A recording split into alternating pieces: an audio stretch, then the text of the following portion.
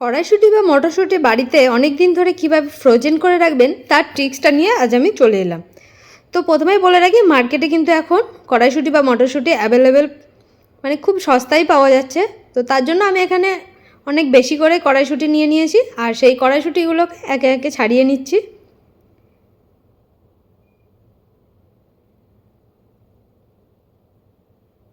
দেখো এই পরিমাণে কড়াইশুঁটি হয়েছে।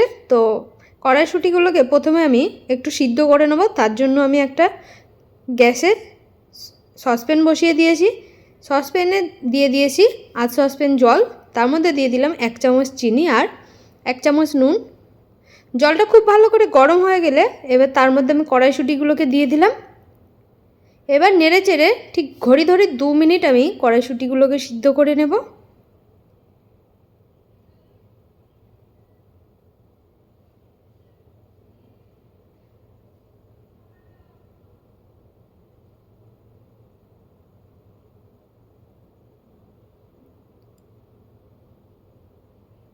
সিদ্ধ করিয়ে নেওয়ার পরে জল ঝরিয়ে নিলাম। এবার আমি সসপ্যানের মধ্যে দিয়ে দিয়েছি ফ্রিজের ঠান্ডা জল, আর তার সাথে কয়েক টুকরো বরফ।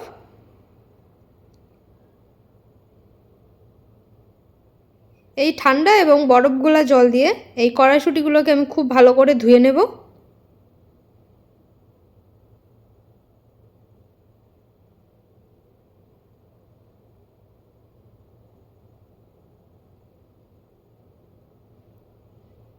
ঠান্ডা জলটা আমি ঝরিয়ে নিয়েছি। এবার আমি এই কড়াইশুঁটিগুলোকে শুকিয়ে নেওয়ার জন্য একটা শুকনো সুতির কাপড়ের উপরে কড়াইশুঁটিগুলোকে মেলে দিয়ে